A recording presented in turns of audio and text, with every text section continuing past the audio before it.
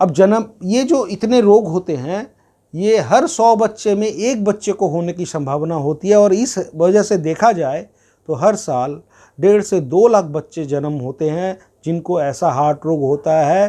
पर दुख की बात है, सिर्फ 15 से 20 हज़ार बच्चों का इलाज हो पाता है। बाद बाकी बच्चे नहीं इलाज होने के कारण या तो दुनिया में नहीं रहते या पीछे उनका कॉम्प्लिकेशन होता है। तो ये एक बहुत बड़ी बीमारी है जो समय इलाज से एकदम सही हो सकती है।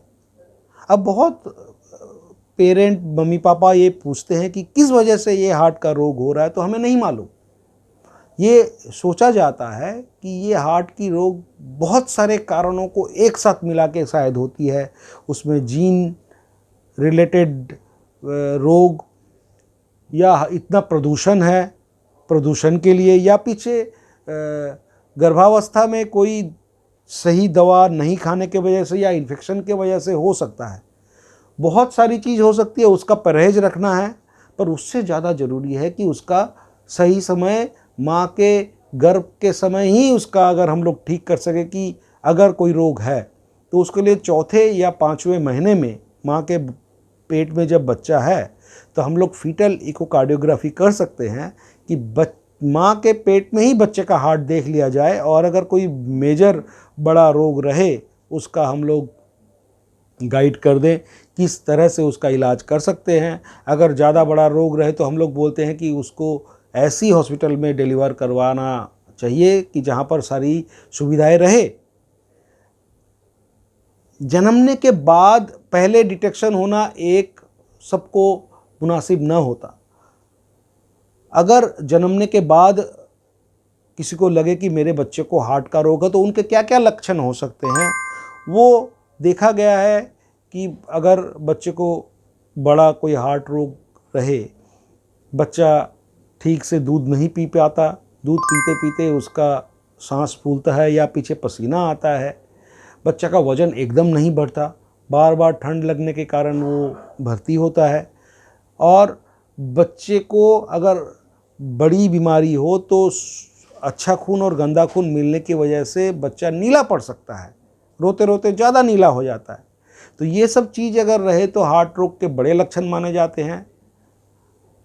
थोड़ी भी अगर लगे कि कोई बड़ी बीमारी है तो बच्चों के डॉक्टर साहब इस समय सबसे ज़्यादा हेल्प करते हैं। वो बच्चे को परीक्षा करके, सुन के, अगर उनको लगे तो वो थोड़ी जांच, एक्सरे, ईसीजी करवाने के बाद बच्चों के डॉक्टर, हार्ट स्पेशलिस्ट के पास भेज सकते हैं, और वो हम लोगों के पास आते हैं। हम उनका डिटेल जांच करके क्या रोग है देखते हैं, और उसका हम लोग इलाज के लिए गाइड करते हैं।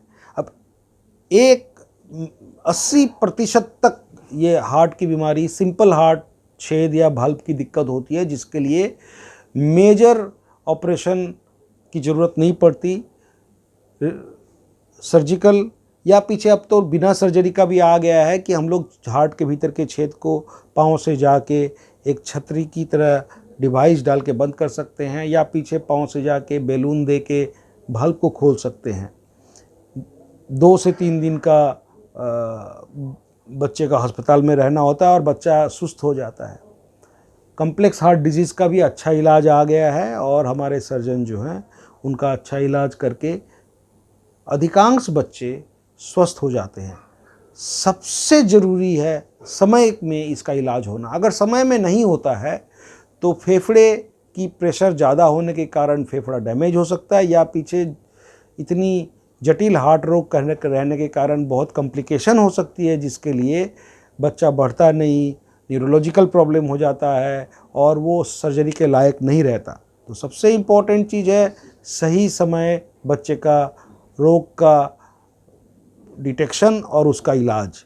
कभी भी आपको लगे कि ऐसा कुछ है तो आप बच्चों के कार्डियोलॉजिस्ट के साथ या हमारे साथ आप कांटेक्ट कीजिए। हम लोग आपको मदद करने की कोशिश करेंगे।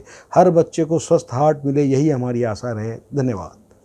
Asklepia Health has a wide range of doctors for all your medical solutions online. Book your doctor's appointment within 10 minutes. Download Asklepia Health. Bhalo theko.